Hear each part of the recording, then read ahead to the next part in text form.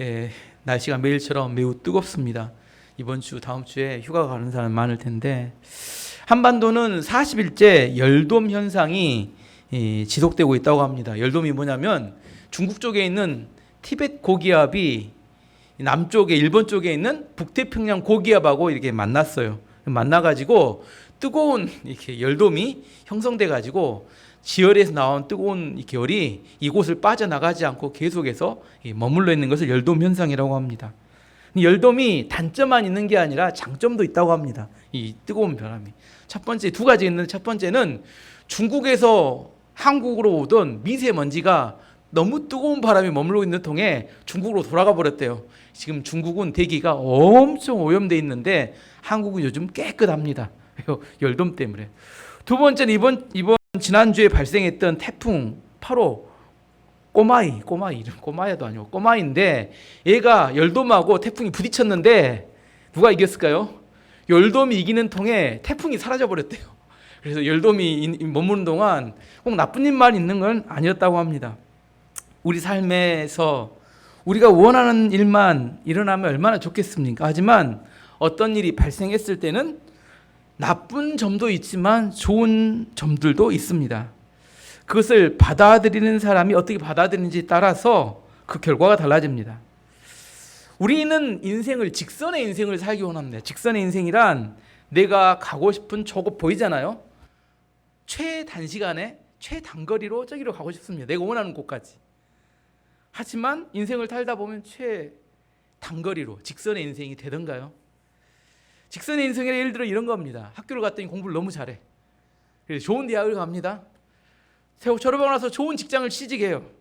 좋은 직장을 취직했으니까 좋은 사람을 만나 결혼합니다. 그리고 사회적으로 성공해서 남부럽지 않은 삶을 사는 것, 이게 직선의 인생입니다. 누구나 꿈꾸는. 하지만 이런 삶을 사는 사람이 대한민국에 몇 명이나 될까요? 혹시 내가 남들이 원하는 성공을 이루었다고 하더라도 직선의 인생을 살아서 성공을 이룬 사람은 몇 명이나 될까요? 원하는 목표에 도달하기 위해서 분명히 앞으로 전진해 갔는데 알고 봤더니 뺑뺑뺑 돌아가고 있었고, 위로 올라간 줄 알았더니 아래로 내려가고 있었어요. 왜 그랬을까요? 그런 과정을 통해서 내면의 인격이 갖추어지고 실력이 갖추어지는 그런 시간이 필요한 과정이었기 때문입니다. 저는 그런 것들 다 필요 없고, 저는 내가 원하는 목표까지 빨리 신속하게 가기를 원합니다. 거기 가지는 못하는데 갔다고 생각해 봅시다. 간 사람이 있었어요. 거기까지, 내가 원하는 곳까지 빠른 시간에 최단시간에 최단거리로 도달했어요. 어떤 문제가 생길까요? 도달을 했는데 이제 그거 잃어버릴까 봐, 그 자리를 놓칠까 봐 전전긍긍하고 살아갑니다. 왜요?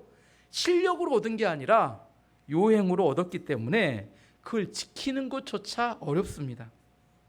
누가 그랬어요? 사울왕이 그랬습니다. 오늘 본문에 나온 사울왕이 본인이 능력으로 왕이 된 게 아니라 하나님의 특별한 은혜로 왕이 되었습니다. 근데 그 진짜 실력, 그 사람의 진짜 실력은 언제 나타날까요? 위기에 처해 보면 그 사람의 실력이 진짜 어떤지 나타나는데, 엄청난 블레셋이 군대를 이끌고 이스라엘을 공격해 왔어요. 그러니까 사울왕의 실력이 드러나더라는 겁니다. 두 가지 중에 한 가지만 있었어도 됐는데, 한 가지는 뭐예요?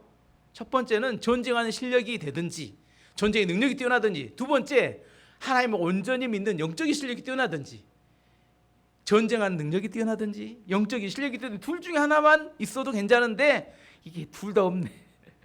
전쟁하는 능력도 안 되고 하나님을 믿는 실력도 안 되고, 결국 하나님께서 그의 블레셋을 완전히 전멸시킬 수 있는 절호의 기회를 주셨는데 그걸 놓치고 말았습니다. 반면에 다행스러운 것은 뭐냐면, 아버지 사울왕은 믿음이 없었는데 그 아들 요나단은 믿음이 있었다는 겁니다. 하나님을 의지해서 요나단이 블레셋을 공격했을 때 하나님께서 요나단을 도와서 블레셋에 두려움을 심어주었고, 블레셋 사람들이 갑자기 수십만이 두려움에 사로잡히니까 도망가기 바쁘다가 자중질환이 일어나서 아군을 적군으로 오해하고 서로 싸우고 있었어요. 서로 싸우면서 스스로 이렇게 자멸하고 있으니 몰라고 무너져 내리고 있으니까 어떻게 하면 돼요? 사울왕은 그냥 가서 전리품 주워가지고 그냥 승리를 거두면 됐습니다. 뭔만 하면 돼요?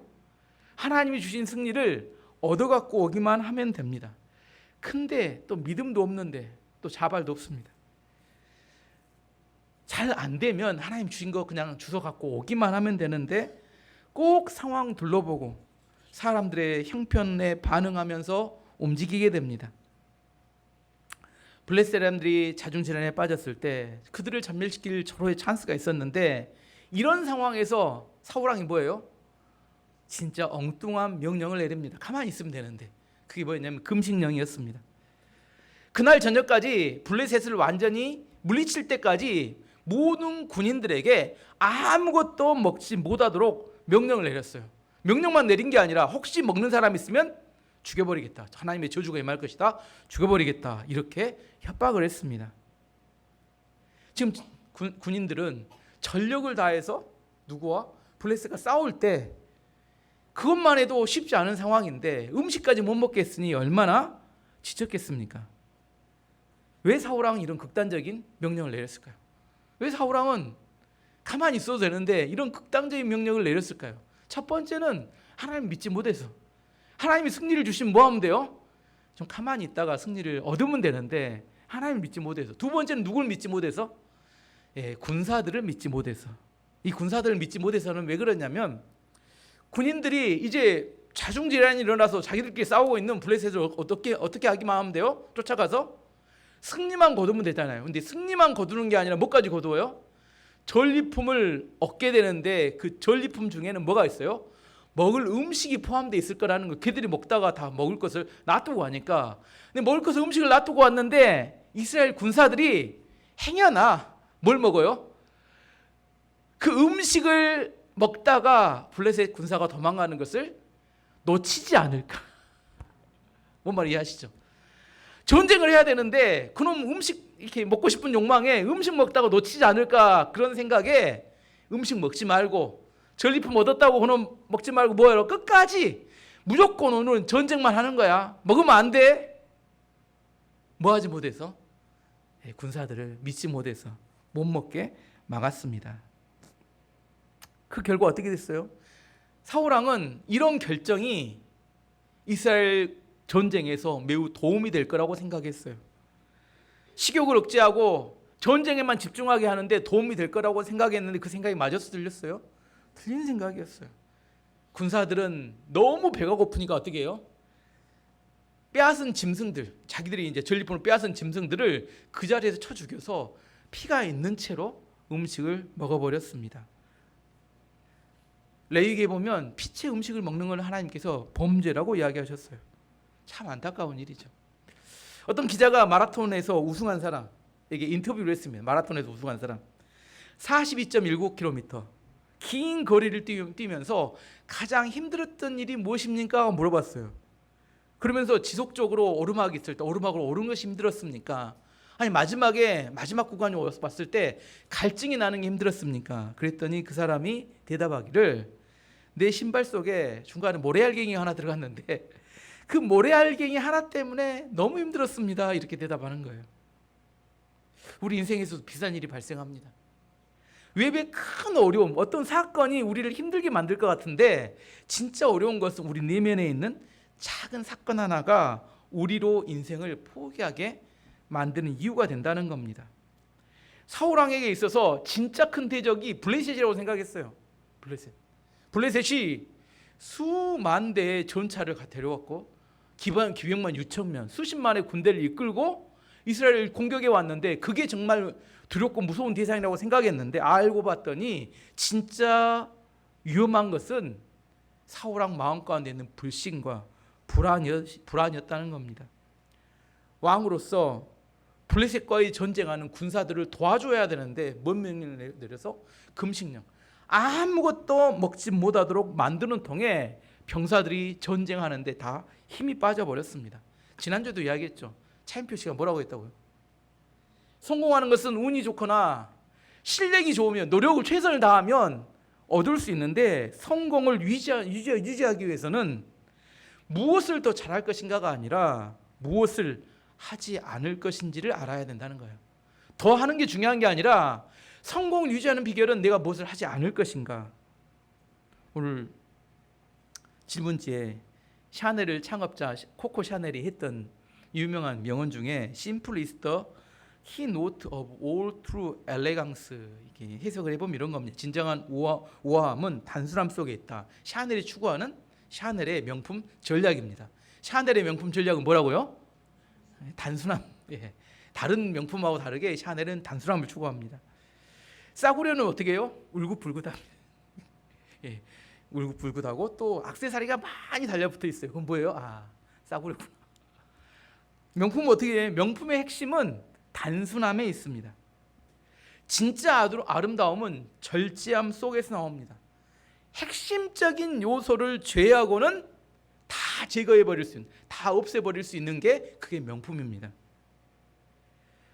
어떤 사람이 단순하게 살아갈 수 있을까요? 이 단순함이 명품이라겠어요. 단순함이. 어떤 사람이 단순하게 살 수 있을까? 진짜 자신감이 있는 사람, 또한 자기 자신에 대한 정확한 정체성이 분명한 사람이 단순하게 살아갑니다. 어떤 사람이 막 화려하게 살아가요. 막 이것저것 다 자신감이 없는 사람, 정체성이 불분명한 사람, 뭐가 좋을지 모르니까 막 갖다 붙입니다. 정신이 하나도 없어요. 이것저것 한다고 분주합니다. 왜 분주해요? 절제함이 없기 때문에 분주한 겁니다. 사울왕은 잘 모르면 뭐 하면 돼요? 가만히 있으면 돼요. 아무것도 안 하는 게 오히려 하나님의 일을 도와주는 건데, 자기가 뭘 하겠다고 나서서 뭐예요? 군사들에게 금식령, 아무것도 못하도록 불필요한 개입을 해서 군사들의 힘을 다 빼놓아 버렸습니다.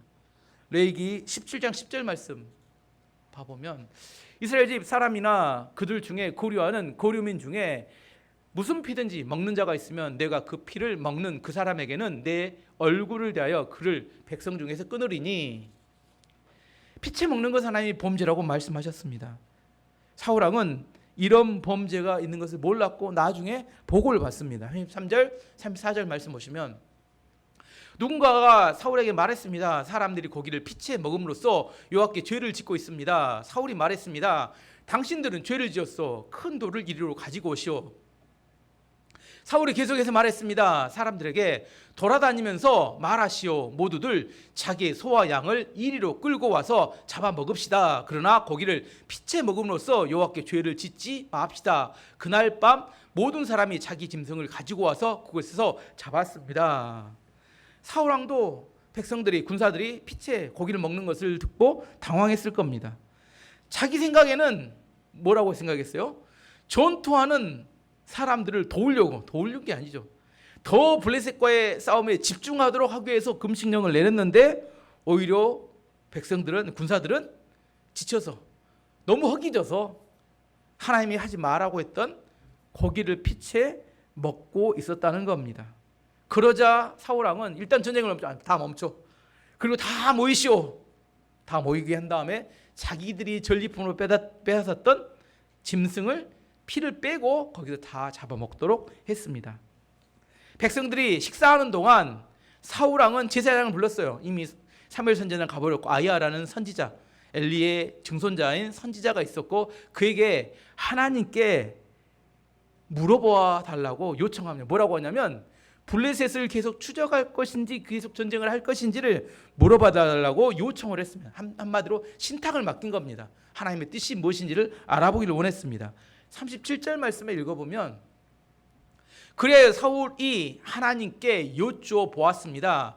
블레셋 사람들을 뒤쫓을까요? 주께서는 우리가 그들을 이길 수 있게 해주실 것입니까? 그러나 그날 하나님께서는 사울에게 대답해 주지 않으셨습니다. 문제는 하나님께서 대답을 안 해주시는 겁니다. 왜 아무것도 대답을 안 해주셨을까? 사울 입장에서는 지금 누가 제사를 안 지냈어요? 자기가 제사 지낸 거 아니잖아요.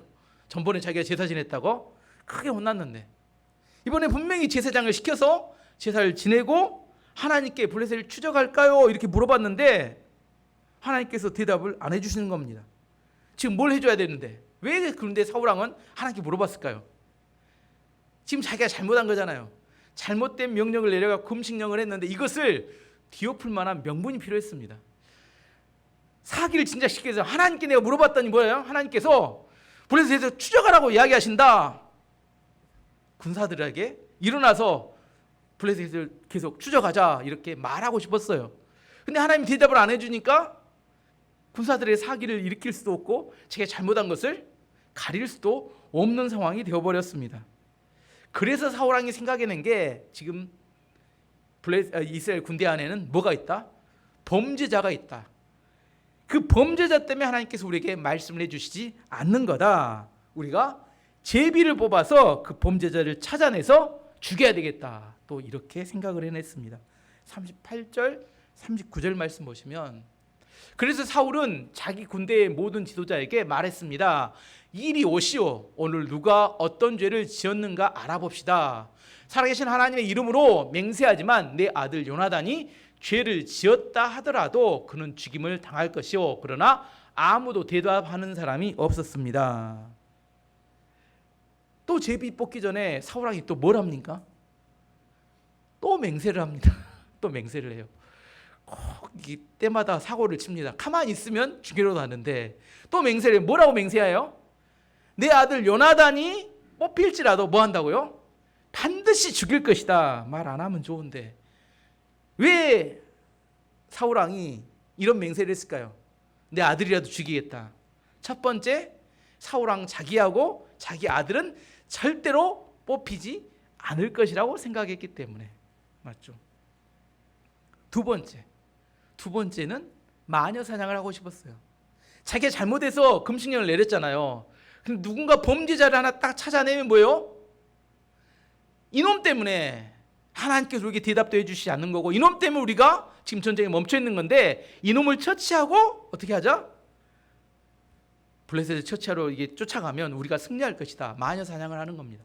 자기의 범죄를 가리기 위해서 어떤 사람을 찾아내서 그 사람에게 죄를 뒤집어 씌우는 건데, 사울왕은 마녀 사냥을 하고 싶었어요. 첫 번째는 자기와 자기 아들은 절대로 뽑히지 않을 거라고 생각했기 때문입니다. 그래서 제비를 뽑았어요. 제비를 뽑았는데 근데 두 명을 마지막까지 뽑았는데 누가 뽑혔어요? 사울왕과 그 아들 요나단이 뽑혔습니다. 아주 충격적인 일이 발생했습니다. 40절 41절 말씀 보시면 사울이 모든 이스라엘 사람에게 말했습니다. 여러분은 이쪽으로 서세요. 나와 내 아들 요나단은 저쪽에 서겠소. 사람들이 대답했습니다. 왕의 생각에 좋을 대로 하십시오. 사울이 이스라엘의 하나님 여호와께 기도하였습니다. 저에게 올바른 대답을 주십시오. 이어 제비 뽑기를 하니 사울과 요나단이 뽑혔습니다. 다른 사람들은 죄가 없다는 것이 밝혀졌습니다. 얼마나 어이없는 상황입니까? 사울왕은 분명히 자기와 자기 아들은 아닐 거라고 생각하고 제비를 뽑았는데 나와 내 아들을 뽑혔습니다. 여기서 이제 한번 생각해 볼게요. 여기서 둘 중에 마지막 누가 죄인인지 뽑아야 될 거 아니에요. 만약에 사울이 뽑히면 누가 죽어요? 사울왕이 죽습니다. 만약 요나단이 뽑히면 누가 죽어요? 아들이 죽어요. 자, 이때 사울왕은 누가 뽑히기를 원했을까? 자, 누가 뽑히기를 원했을까요? 날까요? 아들일까요? 예, 사울왕의 진심이 드러나는 이 고난 앞에서야 진심이 드러납니다. 그 전까지는 다 부모들이 뭐라 해요? 다 너를 위해서 하는 거야. 진짠가요? 다 너를 위해서 한 건가요? 나를 위해서 한 건가요? 거짓말하지 마세요. 사울왕이 그걸 보여줍니다. 마지막 제비를 뽑았더니 누가 뽑혔어요? 요나단이 뽑혔습니다. 누가 가슴을 쓸어내려요? 사울왕이 가슴을 쓸어내립니다. 요나단이 말합니다. 아버지, 내가 숲에서 막대기로 꿀 한 번 찍어 먹었다고 그것이 죽을 일입니까? 이렇게 따져 묻습니다. 42절 43절 말씀 보시면 사울이 말했습니다. 나와 내 아들 요나단 가운데 누가 죄인인지 제비를 뽑자. 제비 뽑힌 사람은 요나단이었습니다. 사울이 요나단에게 말했습니다. 내가 무슨 일을 했는지 말해보아라. 요나단이 사울에게 말했습니다. 저는 그저 나무 막대기로 꿀을 조금 찍어 먹었을 뿐입니다. 그런 일로 제가 지금 죽어야 합니까? 하고 따졌습니다. 그랬더니 사울왕의 대답이 과거 아니고 충격적이었습니다. 뭐라고 대답했어요? 44절 말씀 보시면 이게 진심입니다. 44절 보면 없어요. 예, 읽어드릴게요. 사울이 말했습니다. 요나단아, 너를 죽이지 않으면 하나님께서 나에게 무서운 벌을 주실 것이다. 너를 안 죽이면 누가 죽는다고요? 내가 죽을 것이다. 이게 사울왕의 진심이었다는 겁니다. 이건 아마 군사들이 다 있을 때 이야기하지 않고 요나단과 둘이 대화했을 거라고 짐작합니다. 사울왕이 뭐라게요? 네가 안 죽으면 하나님께 나에게 벌을 주어서 내가 죽을 거야. 내가 죽는 게 낫지 않겠냐고 이야기한 이야기라는 거예요. 이게 사울왕의 실체입니다. 사울왕의 아들에게 다 뭐라게요? 다 너를 위한 거야. 이 나라 너에게 물려주려고 다 이거 준비하고 있는 거야. 사실은 누굴 위한 것이었어요? 자기 자신을 위하는 일이었다는 겁니다. 처음부터 이제 여기까지가 지금 내용인데 이야기를 종합해 보면 사실 요나단이 범죄하게 된 원인을 누가 제공했습니까? 누가 제공했어요?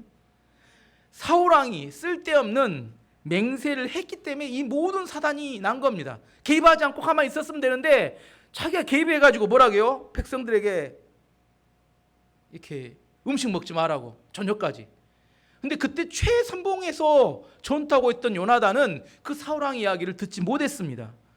그래서 이야기를 못 들었기 때문에 숲속에서 너무 허기져서 꿀을 좀 찍어 먹었는데 그것 때문에 과연 요나단이 죽어야 되는지 이렇게 물어봤을 때 여러분 생각에 누가 이 일에 대해서 책임을 져야 될까요?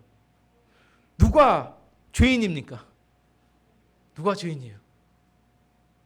예전에 제가 서울에 가서 뮤지컬 그 영웅 봤을 때 그 안중근 의사가 이토 히로부미를 하얼빈을 죽이고 난 다음에 일본인 판사에게 재판을 받을 때 그때의 노래 제목이 누가 죄인인가죠. 과연 이토 히로부미를 죽인 안중근 의사가 죄인인가?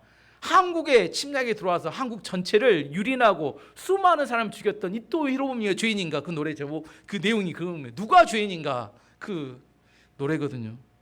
과연 누가 이 상황에서 죄인입니까?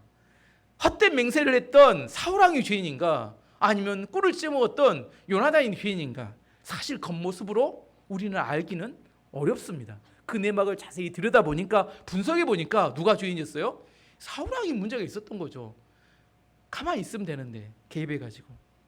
다행스러운 것은 아버지는 자기 살라고 아들을 죽이려고 했어요. 근데 누가 살려요? 전투를 같이 했던 군인들, 전우회가 있었는지 모르는데 군인들이 절대로 요나단을 죽일 수 없다고 이야기합니다. 45절 말씀 보시면 군인들이 사울에게 말했습니다. 요나단을 죽이겠다고요? 절대로 안 됩니다. 요나단은 오늘 이스라엘을 구한 사람입니다. 살아계신 하나님 여호와의 이름으로 맹세하지만 또 이게 백성을 똑같이 따라서 합니다. 맹세하지만 요나단의 머리털 하나라도 땅에 떨어질 수 없습니다. 오늘 요나단은 여호와의 하나님의 도우심으로 블레셋 사람들과 싸웠습니다. 이리하여 이스라엘 군대는 요나단을 살려주었습니다. 요나단은 죽지 않았습니다. 백성들이 뭐라게요? 요나단을 죽일 수 없다고 막 기리기 뛰니까 사울왕은 또 못 이긴 척하고 그 이야기 들어줍니다. 원래 사울왕도 누구를 죽이고 싶지 않아요. 자기 아들이 죽이고 싶었겠어요. 근데 죽이겠다고 나선 이유는 뭐예요? 자신이 했던 맹세를 지키겠다는 겁니다. 자존심을 지키고 싶어서 아들을 죽이겠다고 나서는 사람이 사울왕이라는 겁니다. 이게 사울왕의 본질입니다. 사람들의 요론과 인기를 따라다니기 때문에 이런 일이 발생합니다. 하나님의 말씀이 기준이 되면 좌충우돌하지 않는데 사람들이 기준이 되기 때문에 자꾸 좌충우돌합니다. 결국 사울왕이 잘못된 맹세와 이런 일 때문에 제비를 뽑느니라고 시간을 낭비하는 통에 어떻게 돼요? 블레셋 군사들은 도망쳐 버리게 되었고 블레셋을 전멸시킬 수 있는 위기를 놓치고 말게 됩니다. 46절 말씀 보시면 사울은 블레셋 사람들을 뒤쫓는 일을 그만두었습니다. 사울과 그의 군대는 자기 땅으로 돌아왔습니다. 우리 인생에 기회가 항상 주어지는 것이 아니라는 겁니다. 왜냐하면 우리는 제한된 시간 속에 살아야 되고 제한된 자원이 제한되어 있고 시간이 제한되어 있고 능력이 제한되어 있습니다. 우리는 다 제한됨 속에 살아요. 제한됨 속에서 열매를 맺으려면 반드시 기회가 있을 때 최선을 다해서 열매를 맺어야지만이 열매를 맺을 수 있습니다. 시간이 무한되고 능력이 무한되고 주어진 어떤 환경이 무한되고 자원이 무한되면 얼마든지 우리는 열매를 맺을 수 있지만 우리는 그러지 못해요. 항상 제한됨 속에 살기 때문에 기회를 놓치면 안 됩니다. 에베소 5장 15절 16절이 우리에게 이렇게 말합니다. 그런즉 너희가 어떻게 행할지를 자세히 주의하여 지혜 없는 자 같이 하지 말고 오직 지혜 있는 자 같이 하여 세월을 아끼라. 때가 악하니라. 뭘 아끼라고요? 세월을 아껴야 합니다. 시간을 아껴야 돼요. 우리에게 시간이 무한대로 있는 게 아닙니다. 저도 20대가 엊그제 같은데 정신 차려보니까 50대 중반이에요. 어떻게 지나간지 모르겠어요. 그냥 저는 날마다 하루하루 살았는데 하루하루 사는 지금도 그때하고 전혀 느낌은 다른데 이미 몸 늙어버렸습니다. 그렇게 살지는 못해요. 이미 시간이 지나버려요. 우리 마음대로 되지 않습니다. 시간이 무한대로 있을 것 같은데 무한대가 아니라 우리의 시간은 항상 제한되어 있습니다. 지혜 없는 사람이 다음에도 또 오겠지 생각하지만 다음은 오지 않아요. 미래는 우리 것이 아닙니다. 우리에게 주어진 시간은 딱 지금 현재. 내일은 우리 시간이 아니에요. 언제가 제일 젊어요? 지금이 제일 젊어요. 지금 해야 합니다. 기회가 있을 때 지금 해야 돼요. 이 마음은 여러분의 마음도 간절할 겁니다. 여러분 자식들 보면 그런 생각이에요. 지금 공부해라고 난리치지만 걔들은 뭐라고 해요? 내일도 날이고 그 다음 날도 날이라고 생각하고 깎아배웁니다. 답답해요. 성경은 하나님 뭐라고 해요? 세월을 아끼래요. 기회를 다음에도 주겠다 하나님 말씀하신 게 아니라 오늘이 마지막 기회일지 모른다고 생각하고 살라는 겁니다. 유명한 이야기죠. 열왕기하 13장에 보면 엘리사 선지자가 죽을 때가 되었을 때 북이스라엘의 요아스 왕이 병문안을 옵니다. 엘리야 선지자가 요아스 왕이 병문안 오니까 마지막으로 축복과 은혜를 전달해 주기 위해서 한 가지 기회를 줍니다. 화살 하나를 주면서 이 화살로 바닥을 내리치십시오 이렇게 요구를 합니다. 그때 요아스 왕이 화살을 가지고 바닥을 탁 세 번 내리쳤습니다. 죽어가던 엘리사 선지가 화가 나서 벌떡 일어나요. 화가 나서 아주 그냥 죽어가지. 화가 나서 벌떡 일어나서 엄청 책망을 합니다. 왕께서 3번이 아니라 5에서 6번을 내리치셨다면 아람을 완전히 진멸하셨을 겁니다. 그런데 3번을 내리쳤기 때문에 3번만 승리하게 될 겁니다. 열왕기하 13장 18절 19절 말씀 보시면 또 이르되 화살을 집으소서 곧 집음에 엘리사가 또 이스라엘 왕에게 이르되 땅을 치소서 하는지라 이에 3번 치고 그친지라 하나님의 사람이 노하여 이르되 왕이 대 6번을 칠 것이니이다. 그리하였더라면 왕이 아람을 진멸하기까지 쳤으리이다. 그런즉 이제는 왕이 아람을 3번만 치리이다 하니라. 전쟁에 3번 이기는 것도 얼마나 좋은 거 아니냐 이렇게 생각할 수 있습니다. 하지만 실제 역사를 보면 딱 3번 이기고 그 다음부터는 죽도록 쥐어쳐 터집니다. 아람에게 거의 멸망할 도록 쥐어 터져요. 왜 그랬어요? 3번 쳤기 때문에 5, 6번만 쳤어도 진멸해버리면 더 이상 후환이 없었을 것인데 하나님 우리 가운데 기회를 줬어요. 여러분에게 기회를 주면 화살을 주면 몇 번 내리치랍니까? 몇 번? 부러질 때까지 쳐버려야지. 아닌가요? 기회를 주면 어떻게 쳐야 돼요? 부러질 때까지 내려쳐야지. 근데 여유만만해서 다음에 또 기회가 오겠지. 이렇게 하니까 우리의 삶에 열매를 맺을 기회를 놓치게 된다는 겁니다. 꼭 지금 해야 될까요? 이렇게 물어봐요. 기도합시다. 말씀을 봅시다. 은혜를 받읍시다. 이야기를 해도 다음에도 또 기회가 있다는 거예요. 새틀 같은 많은 날 그날 계속 은혜 받으면 되지. 우리 인생에는 그렇게 많은 기회가 주어지지 않는다는 것을 알아야 한다는 겁니다. 항상 오늘이 마지막일지 모른다는 생각을 가지고 하나님 나에게 은혜를 주시면 그 은혜를 내가 오늘 붙잡아야 합니다. 그래야 성장이 있고 토약이 있습니다. 제가 주일날도 말씀드렸지만 너무 삶이 치열해요. 제 생각에는 더 나은 삶이 아니라 죽게 하면 까무러치기입니다. 지금 이 시대는 중간이 없어요. 사력을 다해서 살지 않으면 내가 죽을 것 같아요. 시대가 그렇게 돼버렸어요. 여유 있게 옛날 농사 짓는 시대처럼 뭐 이 다음에 이번에 안 되면 다음에 하면 되지 이렇게 되면 좋을 것 같은데 날씨가 어떻게 될지 아무도 몰라요. 갑자기 막 400mm, 500mm 폭우 쏟아져 가지고 다 물에 잠겨 버렸다가 이게 또 비가 안 와서 또 태풍도 날아가 버렸으니까 어떻게 될지 농사 짓는 사람은 진짜 어려울 것 같아요. 날씨 맞추기가 매우 어렵습니다. 우리에게 있을 때 기회가 있을 때 열매를 맺지 못하면 언제 열매를 맺게 될지 아무도 모릅니다. 사울왕은 그 잘못된 맹세로 블레셋을 완전히 진멸할 수 있었던 기회를 놓쳐버렸습니다. 이것이 나중에 다윗 시대에 다윗 때 골리앗이 쳐들어온 이유가 돼요. 이때 다 처치해버렸으면 골리앗이 이렇게 쳐들어오고 그때 고통을 당하지 않았을 것인데 그때만 온 게 아니라 지금 벌어지고 있는 팔레스타인, 블레셋은 영어로 팔레스타인입니다. 그 2000년 역사 가운데 3000년의 역사 가운데 그 블레셋이 살아남아서 지금까지 이스라엘을 괴롭히는 이유가 되고 있다는 겁니다. 우리에게 하나님이 기회를 주시면 어떻게 돼요? 그 기회에 여유 있게 생각하지 마시고 지금 내가 가지고 있는 기회를 가지고 최선을 다해서 열매를 맺을 수 있어야 합니다. 말씀의 결론입니다. 어떤 사람이 명품 인생인가 오늘? 어떤 사람이 명품 인생이에요? 절제할 수 있는 사람. 명품은 단순함이라고 했습니다. 울긋불긋 이번 주부터 울긋불긋 온 사람 없겠죠. 단순하게 딱 심플하게 이것저것 많이 하는 것이 중요한 게 아니라 단순하지만 핵심적인 것을 붙들 수 있는 거 이게 명품입니다. 그래야 세련된 품위가 나옵니다. 두 번째는 하나님께 우리에게 기회를 주실 때 그 기회를 놓치지 말고 반드시 열매로 만들어야 합니다. 매일처럼 우리가 주어진 날이지만 오늘 나에게 하나님 주신 기회가 무엇인가? 그것을 잘 지켜보셔야 합니다. 그리고 여유를 가지고 시간과 지혜를 가지고 내 안에 그것에 집중함을 통하여 열매 맺어서 하나님께 영광 돌리는 성도님들이 되시기를 축원합니다.